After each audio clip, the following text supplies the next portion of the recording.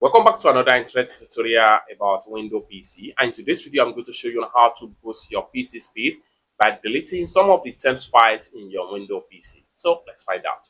But before we dive into the tutorial, if you find this tutorial useful and you are very new to this channel, remember click on that subscribe, turn on the notification bell for more useful tutorial like this. So with that being said, let's find out. The very first thing you need to do on your Windows PC keyboard, press Windows plus R, and this is going to pop up. Next thing you need to do is to make sure you type in this particular command in the run prompt right here, %10%, hit on OK, and this is going to pop up right here. All the file right here are junk file that constitute more space and make your PC slow.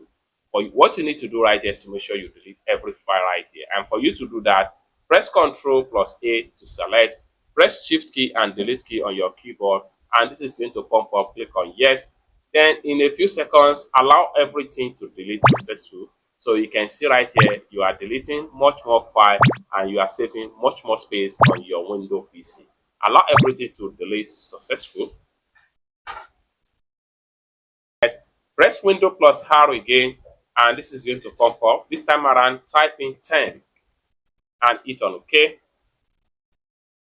And you are going to see much more junk file right here also. What you need to do is to press Ctrl A to select, press Shift key and Delete key, and this is going to pop up. Click on Yes. So once you delete all the file right here, you are done. Then restart your PC. With that, your PC performance should improve and you have saved a lot of storage space on your Windows PC. So basically, this is how to boost your Windows PC and speed up your PC by deleting some of the temp file on your Windows PC.